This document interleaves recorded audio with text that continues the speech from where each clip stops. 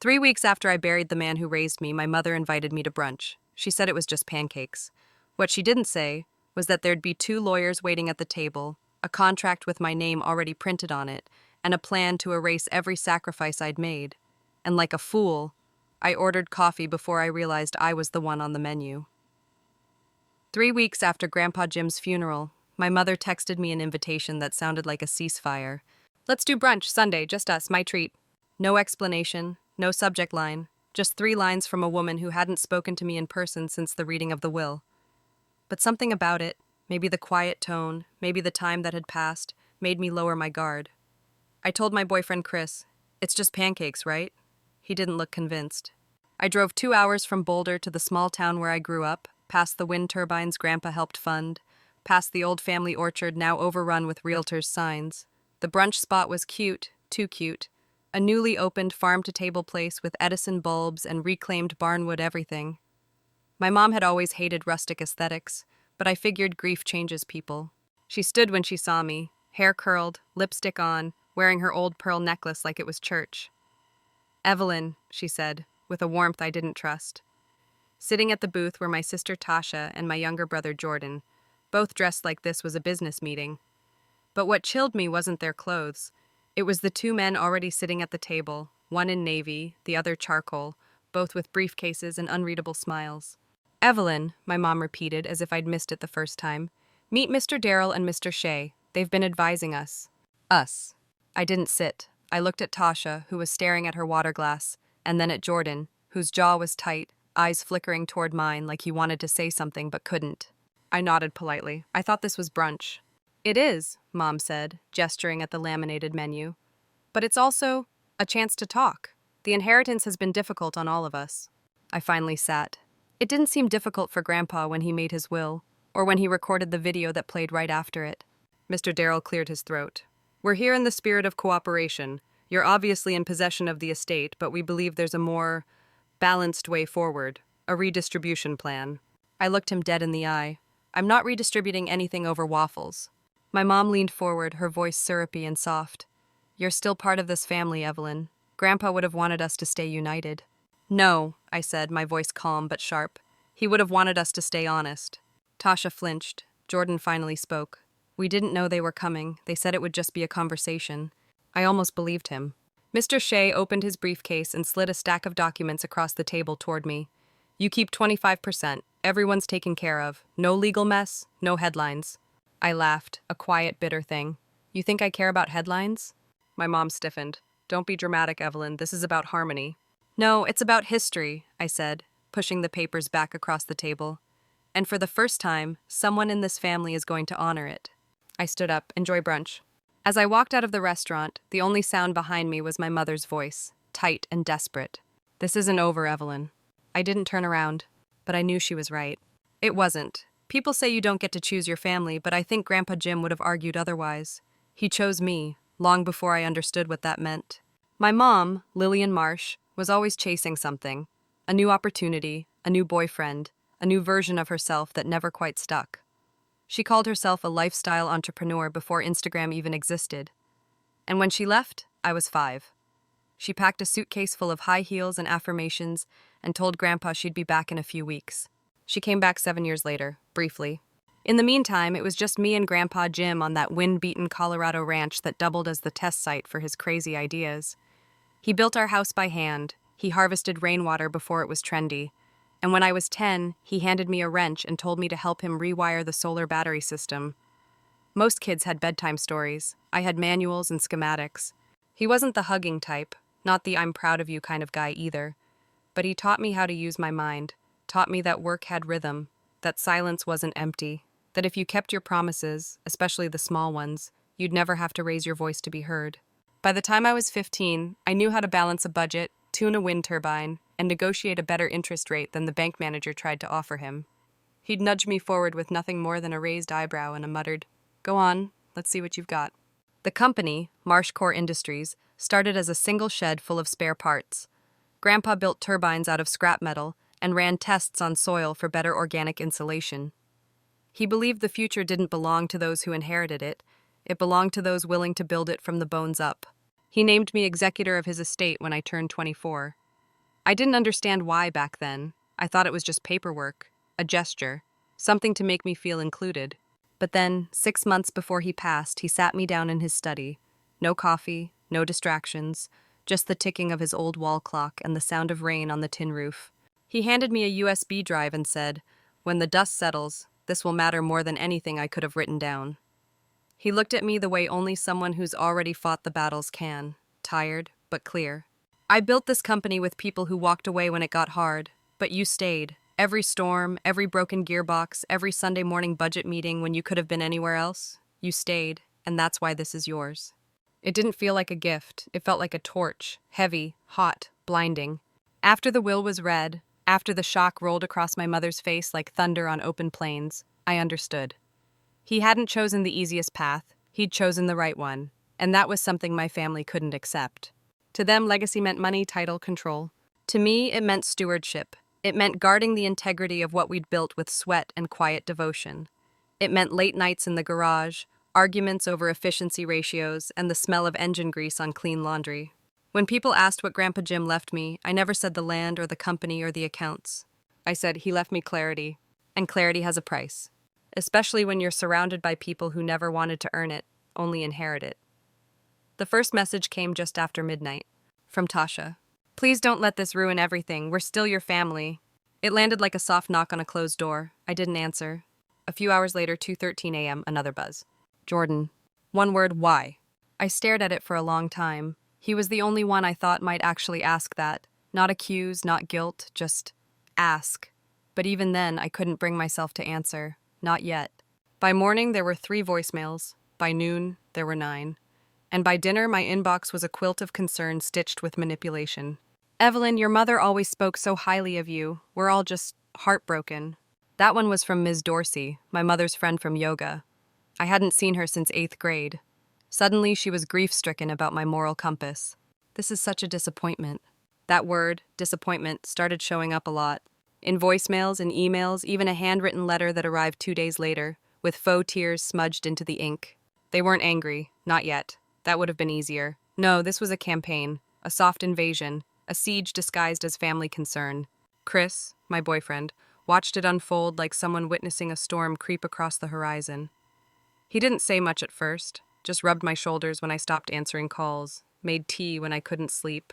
And then one night, as I sat on the couch staring at nothing, he placed takeout in front of me and said gently, "I want you to meet someone."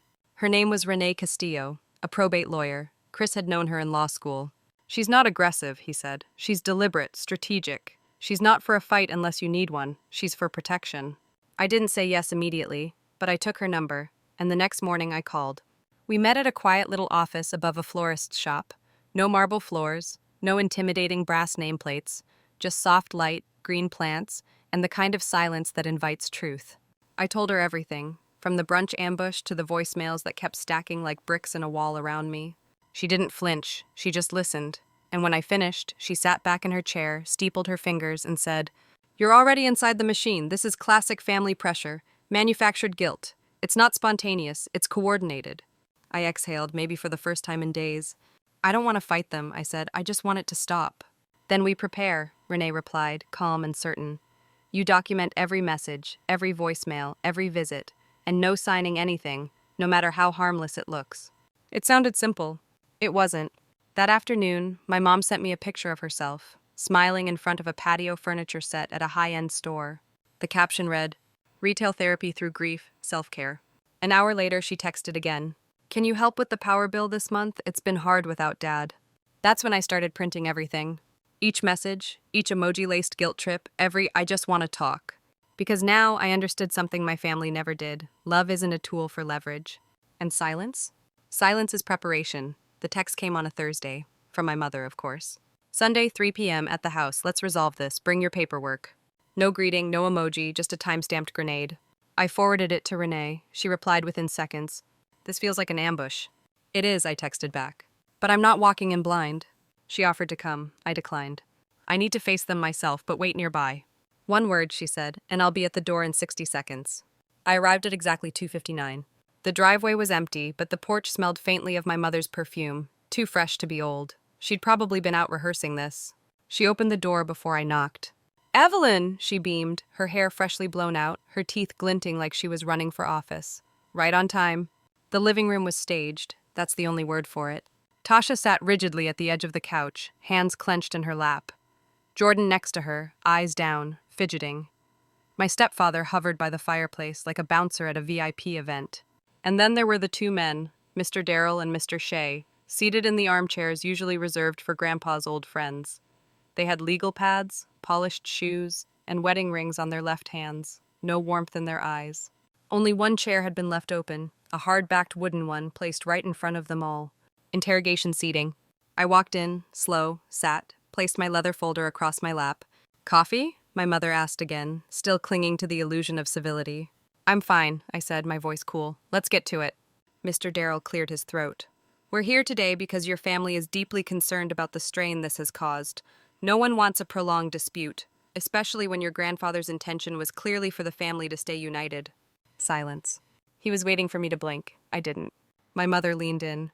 Sweetheart, we're not disputing the will, but surely you can agree, splitting everything more equally would be more harmonious. Harmony wasn't in the will either, I said flatly. Mr. Shea opened his briefcase, slid a stack of papers across the table. A voluntary redistribution agreement, he said smoothly. You retain 20%. The rest returns to the family, as was always understood. Understood by whom, I asked. Tasha finally spoke. Her voice cracked on the first word. Grandpa wasn't well, Evelyn. He wasn't thinking clearly. He thought you'd know what to do. I do, I said, which is why I won't be signing that. Jordan stirred. Mom says if we don't sort this now, we might lose the house. Why is that? I asked. Did someone take out a second mortgage again? My mother's mask cracked for a split second before she forced the smile back. Don't do this, she said. Then Mr. Darrell jumped in again. It would be unfortunate if this moved to court. Claims of undue influence could muddy the estate's reputation. Ah, there it was. The threat, polished and subtle, wrapped in legalese.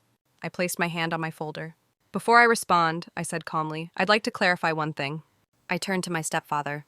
Craig, 6 months ago, you told Grandpa's nurse you were putting a deposit down on a condo in Naples. Was that with inheritance money you hadn't yet received? He blinked, opened his mouth, closed it again. I have a recording, I said, and a paper trail. My mother froze. I opened the folder, laid out the first sheet, Grandpa's handwritten ledger. Loan to Lillian, $30,000. Claimed it was for Jordan's tuition. Later found it went to Crisis Cruise. I slid out another, an Instagram photo, my mother sipping champagne on a deck, captioned, Deserve this, blessed. Then I looked directly at Tasha. May 8th, you told Grandpa Rachel needed emergency dental surgery. He gave you $20,000. You were in Scottsdale that weekend. Spa package, right? I remember the monogrammed robe. Craig muttered a curse. Tasha went pale. This is low, my mother hissed. Digging through a dead man's notes? No, I said, this is clarity. And then I pulled out the final envelope. Grandpa's handwriting on the front. For Evelyn, if they come for it. I didn't even open it. I didn't need to. Mr. Darrell adjusted his tie. We were told this would be a cooperative conversation. It never was, I replied. And you're not legal counsel, are you? Just pressure brokers. Then I turned to my mother. You didn't tell them I retained a real lawyer, did you? She went still. She's in a car outside, one word from me and she's at the door. The two men stood almost in sync. We'll excuse ourselves, one muttered. As they left, my mother's voice cracked into something venomous. This isn't over. But I stood slowly, calmly, and gathered my papers. It is, I said. And this time, I meant it. We didn't say anything as we walked out of the house. The front door slammed behind us, hard enough to rattle the porch light. But for once, I didn't look back. I didn't need to. Jordan walked beside me, not quite in step, not quite apart. His hands stayed jammed in his jacket pockets, his shoulders tight with something heavier than guilt. Angela, my lawyer, was already out of her car when we hit the driveway. She took one look at him and raised an eyebrow. He's with me, I said quietly. She nodded. You okay? Getting there, I replied. We're done here. We got in my car, me in the driver's seat, Jordan in the passenger. He didn't ask where we were going, and I didn't offer. We just sat in silence for a minute, the kind that doesn't press or pull, just lets you breathe. Halfway back to my place, he finally spoke. I didn't know, he said, about the cruise, or the spa, or that she used my name to take money from him. His voice was tight, not angry, ashamed. I believe you, I said. He turned toward the window. She told me you were being selfish, that Grandpa was confused, that we needed to protect the family name. I didn't respond, because I remembered what that felt like, the slow erosion of truth under a landslide of guilt. I'd spent years digging myself out from under it. At my apartment, I unlocked the door and pushed it open. He stood awkwardly at the threshold like a kid at a sleepover who wasn't sure if he'd be welcome. "You're on the couch," I said. "It folds out, sheets are clean." He smiled, just barely. "Thanks." We didn't talk much that night. I made tea. He drank it. I scrolled through emails. He stared at the ceiling like it might offer him an answer he hadn't thought to ask. But the silence wasn't heavy. It was healing. Around midnight, I passed him a pillow and said goodnight.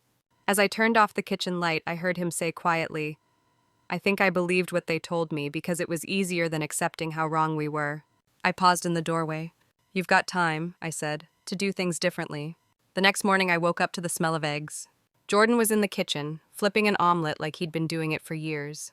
"I figured I owed you breakfast," he said, a little sheepishly. I raised an eyebrow. "You cook now?" "I watched a lot of YouTube," he shrugged. "It was cheaper than therapy." We sat and ate in the quiet morning light. Later that day, I returned to Grandpa's house, the one I now legally owned but hadn't touched since the funeral.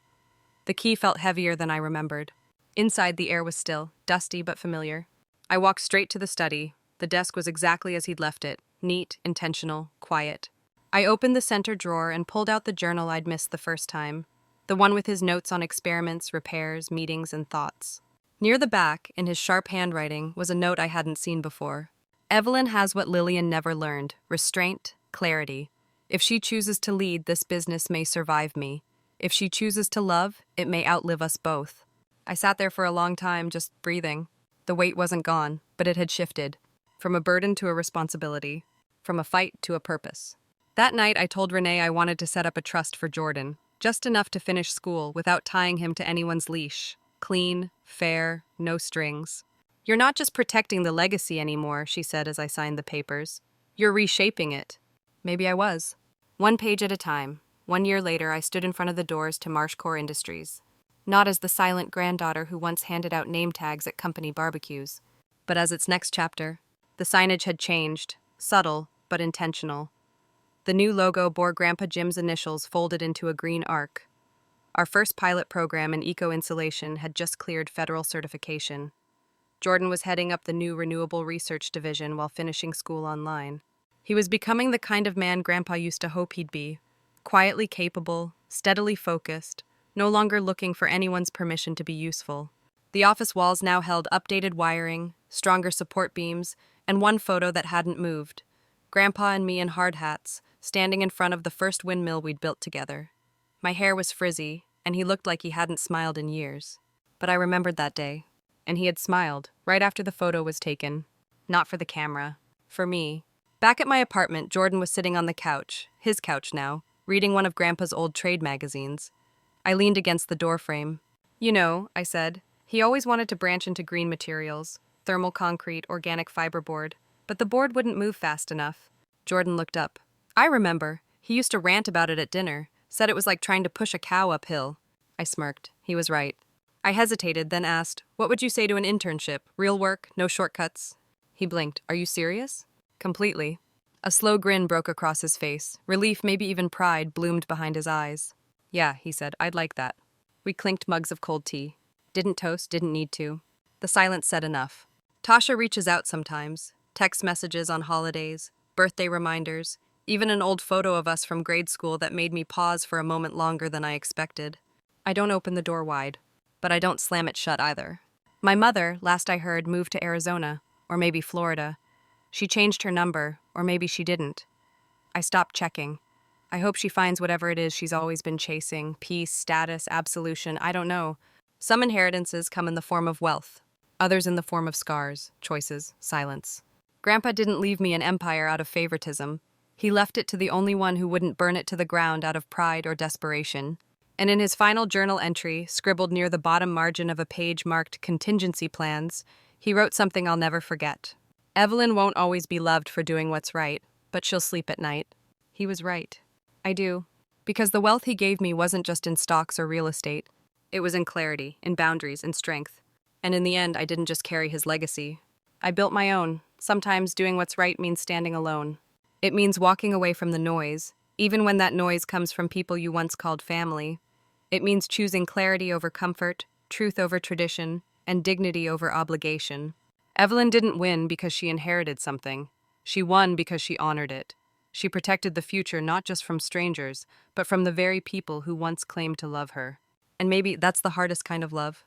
So if you're carrying a legacy, a truth, or even just a quiet knowing of who you are, don't let guilt rewrite your story. Write it yourself. Thank you for spending this time with us. If Evelyn's story moved you or reminded you of your own, don't forget to like, subscribe, and share this with someone who might need to hear it. Because here on Sweet Revenge Happy Ending, we believe the best endings aren't the ones where everything gets handed to you. They're the ones you build, piece by piece, and protect with both strength and grace.